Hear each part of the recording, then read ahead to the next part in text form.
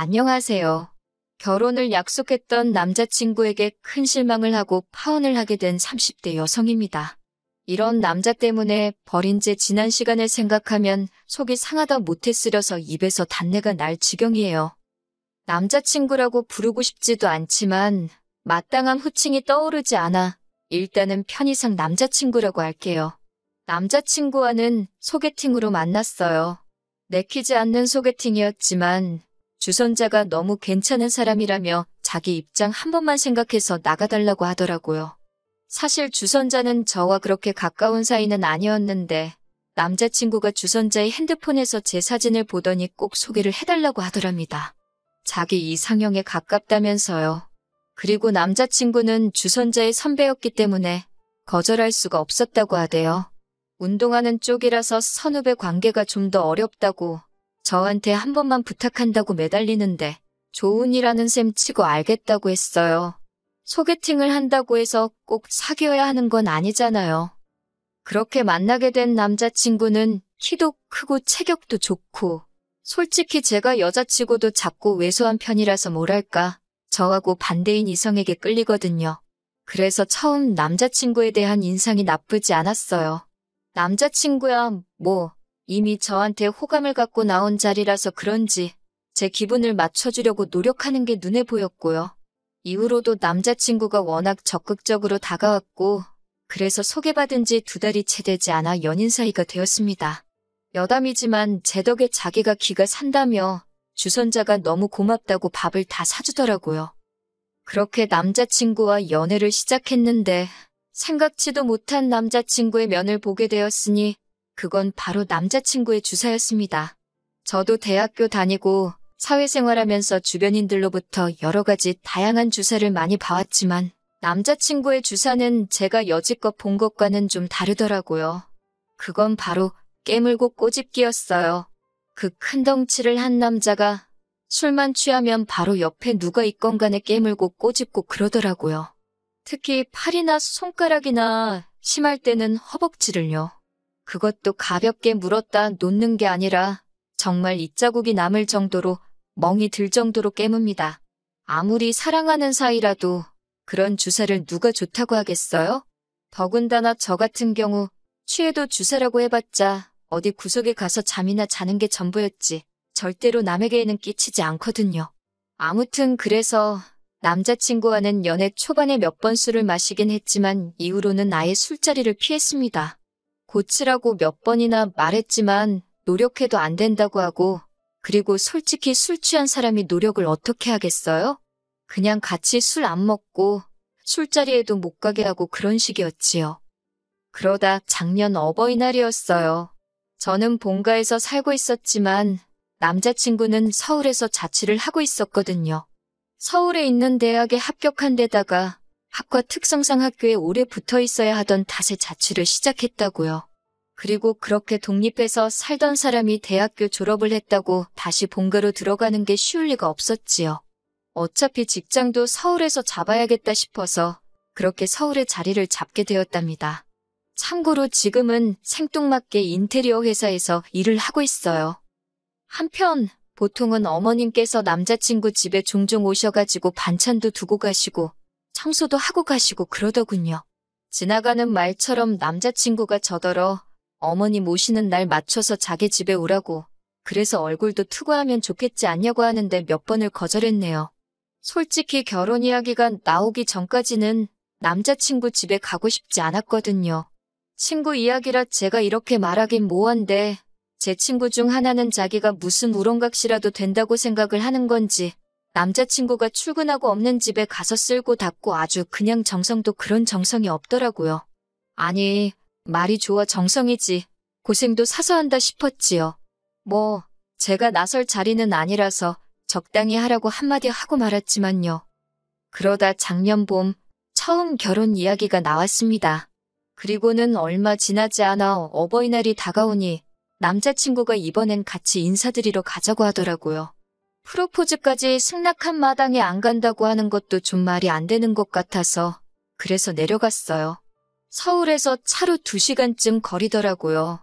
제가 원래 참을미가 심하기도 하고 긴장도 돼서 그런지 가는 내내 속이 좋질 않았습니다. 그렇게 도착한 남자친구의 집은 평범한 가정집이었어요.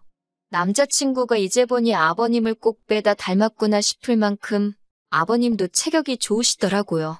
어머님은 아들이라면 껌뻑 넘어가는 분이셨고요. 남자친구 집 근처 맛집에서 회를 사서 갔는데 아버님이 이 좋은 날 술이 빠질 수 있겠냐며 어디선가 소주 몇 병을 가지고 나오셨습니다. 저는 속이 좋질 않아서 술은 마시고 싶지 않았는데 어른이 주시는 잔이라 거절하기가 어려웠네요. 반면에 남자친구는 자기 부모님이라 그런지 거침없이 들이키더라고요. 그러더니 그 주사가 어디 가나요?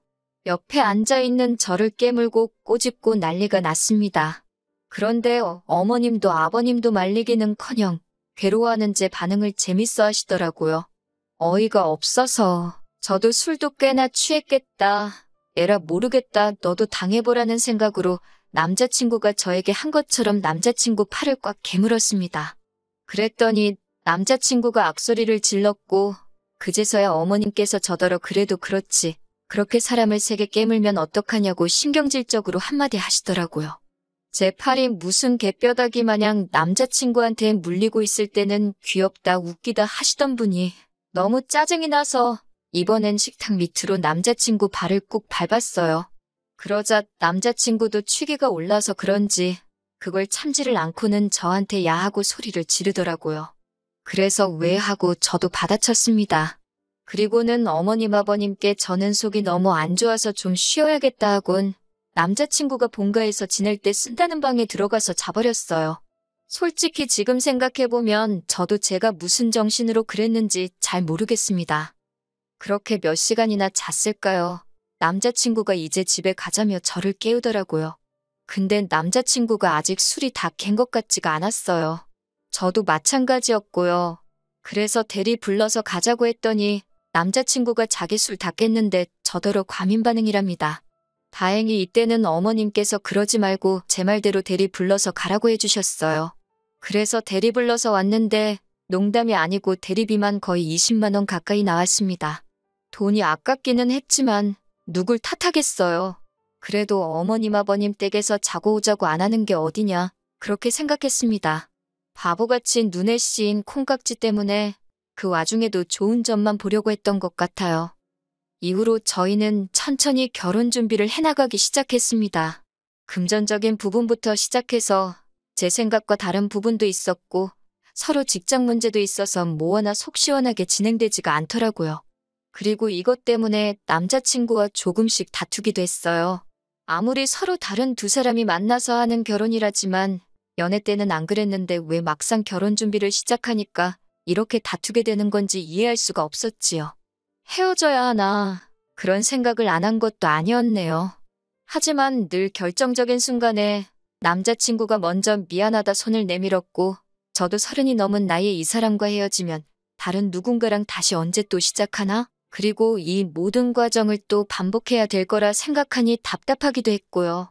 그래서 남자친구가 손 내밀면 못 이긴 척 잡고 그렇게 버텼던 것 같아요. 다른 사람들도 별반 다르지 않을 거라고 스스로를 이해시키면서 말이에요. 한편 그러다 지난 늦은 가을에 저희 어머니가 큰 사고를 당하셨어요. 원래도 무릎이 안 좋으신데 계단에서 넘어지시면서 그대로 고꾸라지셔가지고 무릎이 완전히 나가서 수술하고 철심을 박으셨지요. 그뿐만이 아니라 어깨도 심하게 골절이 되었고요. 병원에도 꽤 오래 입원해 계셨습니다. 그런데 남자친구가 한 번도 얼굴을 안 비추더라고요. 저는 내심자진해서 남자친구가 먼저 언제 뵈러 가도 될 거냐, 건강은 좀 어떠시냐 하고 물어봐 주길 바랬는데 하다못해 틀에 박힌 안부 인사는 고사하고 저희 어머니가 입원을 하신 바람에 결혼 준비가 좀 늦어지는 것 같다고 서운해하더라고요. 그런 사람한테 병문안 이야기를 하기가 어찌나 구차하게 느껴지던지. 그리고 돌이켜 생각해보면 이로 인해 남자친구를 향한 제 마음이 조금씩 달라지고 있었던 것 같아요. 다만 여러 가지로 신경 쓸 일이 많다 보니 남자친구에 대한 마음을 가지고 고민할 여력조차 없었다고 할까요? 그런데 안 좋은 일은 왜 한 번에 연달아 터지는 건지 모르겠습니다. 저희 어머니가 퇴원을 하시고 얼마 되지 않았던 때였습니다. 생각지도 못한 충격적인 이야기를 듣게 되었어요. 그건 바로 남자친구의 어머님께서 간암 판정을 받으셨다고요. 너무 늦게 검사를 받으신 탓에 간암인 걸 알게 되기는 했지만 손도 써볼 수 없을 만큼 늦은 상태였답니다. 의사 말로는 길면 3-4달은 버틸 수 있을 거라길래 그때부터 남자친구와 저도 결혼식 준비에 박차를 가했어요. 집이고 혼수고 그런 건 나중에 해도 된다. 일단 식부터 빨리 올리자며. 그런데 솔직히 털어놓자면 저는 마음이 불편했어요. 저도 여자고 결혼에 대한 저 나름대로의 기대치라던가 그런 게 있었으니까요. 그래서 갑자기 번갯불에 콩거 먹듯 준비에 박차를 가하는 게 내키지 않았네요. 하지만 동시에 비록 한 번밖에 뵌 적 없는 어머님이셨지만 마음이 쓰이더라고요. 복잡한 심정이었네요. 하지만 어머님께서는 한 달도 채 버티지 못하고 세상을 떠나셨습니다. 한 달은 마음의 준비를 하기에도 부족한 시간이었고 남자친구에게는 어쨌든 갑작스러운 일이었지요. 그렇게 어머님 장례식장에 저는 당연히 갔습니다. 회사에 휴가를 냈고 그렇게 3일 내내 남자친구 옆을 지키며 조문객을 맞았어요. 비록 결혼은 하지 않았지만 그게 마땅히 제 할 도리라고 생각했습니다. 저희 부모님께서도 안타까워하시며 부의금으로 50만 원 보내셨고요. 그렇게 장례식이 끝나고 한 일주일쯤 지났을 때였어요. 결혼 이야기는 다시 올스탑이 된 상황이었고요. 그런 와중에 하루는 늦은 밤이었는데 밖에서 고래고래 누군가 제 이름을 부르는 것 같더라고요. 그래서 내다보니 세상에 한눈에 봐도 남자친구가 고주망태가 되어서는 아파트 단지 내에서 그렇게 시끄럽게 저를 찾고 있는 게 아니겠어요? 제가 놀라서 뛰어내려갔습니다. 그랬더니 남자친구가 제 어깨를 딱 잡고서는 저더러 한다는 소리가 저희 부모님 후회할 거랍니다.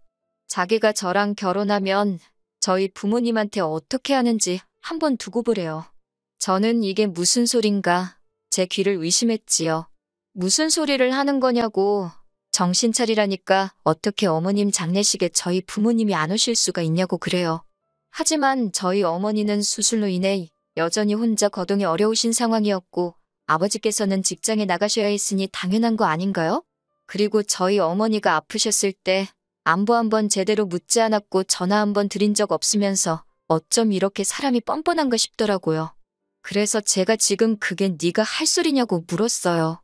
100번 양보해서 우리 부모님이 안 가서 네가 서운하다고 쳐도 뭐 나랑 결혼하면 우리 부모님한테 뭐 어쩔 거냐고 그게 지금 협박이냐고 따졌지요. 무서워서 너랑 결혼하겠냐고 헛소리 짓거리는 거 보니 너랑 결혼 못하겠다고 헤어지자 했습니다. 사실 그때만 하더라도 반은 진심, 반은 홧김에 내뱉은 말이었어요. 그런데 제가 헤어지자고 하니까 순간 남자친구 눈빛이 살기를 보였다고 할까요? 순식간에 제 손목을 낚아채고 안 놔주는데 이대로 물어뜯거나 비틀어버릴 것 같아서 소름이 확 끼치더라고요. 그래서 저도 모르게 아빠 하고 소리를 꽤 질렀습니다. 그리고 그때 생각지도 못한 일이 벌어졌어요. 저희 동뿐만 아니라 옆동과 앞동 아파트에서 몇몇 아저씨들이 뛰쳐나오셨거든요. 아마도 딸 있는 아버지들이 순간 내 딸이 소리를 질렀나 싶어서 반사적으로 튀어나오신 것 같았지요. 그리고 그 안에는 저희 아버지도 계셨습니다. 저희 아버지를 포함해 순식간에 모여든 중년의 아저씨들이 남자친구가 제 손목을 비틀다시피 잡아챈 걸 보고는 남자가 여자한테 뭐 하는 짓이냐며 당장 놔주라고 호통을 치기 시작하셨어요. 특히나 저희 아버지는 몸도 약소하신데 그럼에도 불구하고 당장이라도 남자친구를 때려눕히실 기세로 달려드셨지요. 그래도 다행히 아버지뿐만 아니라 주변 아저씨들까지 있으니 남자친구도 그 기세에 눌렸는지 더는 난리를 치지 않고 순순히 제 손을 놔주고는 슬금슬금 꽁무니를 내빼더라고요. 상황이 어느 정도 진정이 되고 나서야 아버지께서 경비 아저씨께 남자친구의 사진을 보여주며 상황 설명을 하셨어요. 아파트에 출입하지 못하게 막아달라고 부탁을 드렸지요. 그리고는 곧이어 아버지와 제가 자리에 계셨던 분들께 죄송하고 감사하다는 인사를 드렸습니다. 그러자 다들 저더러 조심하라고 한마디씩 해주시더라고요. 요새 제정신 아닌 인간들이 많다면서요. 다음 날 남자친구에게 미친 듯이 전화가 오기 시작했습니다. 문자도 오고 음성 메시지도 남겼더군요. 그냥 지워버리려다 확인해보니 혼자서 전화기에 대고 울고 화내고 아주 원맨쇼가 따로 없대요. 뭐, 내용이야. 다 자기가 술 취해서 그런 거다. 서운해서 그랬다. 말이 헛나왔다. 전혀 와닿지 않는 변명일색이었습니다. 미안하단 말도 성의가 없이 들렸고요. 처음엔 그냥 무시할까 하다가 그러다 또 아파트로 찾아오고 할까 싶어서 결국 만나서 깔끔하게 정리를 하는 쪽으로 마음을 정했어요. 약간의 불안한 마음에 약속 장소는 경찰서 근처 카페로 정했지요. 그리고는 절 보고는 아무 일도 없던 척하며 실실 웃는 그 기분 나쁜 얼굴에 담담하게 헤어지자 했네요. 남자친구는 이내 울그락불그락 얼굴색을 바꾸고는 어머님이 자길 떠난 지 얼마나 됐다고 저까지 자길 떠나냐면서 자기가 불쌍하지도 않냐입니다. 그러면서 이렇게 자기한테 상처 주면 돌아가신 어머님이 절 가만둘 것 같냐고 그래요. 그런 말 한마디 한마디에 그나마 남아있던 정까지 뚝뚝 떨어지더군요. 그리고 결국은 헤어졌습니다. 이후로 제 휴대폰 번호도 바꿨고 출퇴근 시간에는 동료랑 카풀을 하거나 아니면 아버지와 동행을 하고 있지요. 지난번 사건으로 아파트 경비 아저씨도 외부인 출입에 촉각을 세워주고 계시고요. 그리고 그날 자리에 계셨던 아저씨들이 오며 가며 아는 체를 해주시는데 그게 꽤나 의지가 됩니다. 솔직히 말하자면 힘든 시간도 있었지만 좋았던 기억도 많았기에 이별을 했다고 해서 후련하기만 한 건 아니더군요. 하지만 마지막에 보여준 그의 못난 모습, 불쾌한 행동, 악의가 가득한 표정들이 금세 그 좋았던 기억도 잊게 해줄 것 같아요. 단지 시간이 좀 걸리겠지만요. 아, 그리고 이건 여담이지만 저희 소개팅을 주선해줬던 사람한테 연락이 왔는데 아무리 그래도 그렇지 부모님 돌아가신 사람한테 헤어지자고 하는 여자가 어딨냐고 저더러 의외로 못된 구석이 있다네요. 어이가 없어서 그렇게 불쌍하면 네가 걷어주라고 쏘아붙이고는 그 주선자란 작자하고도 손절했습니다. 끼리끼리라는 말 잊지 말아야겠어요.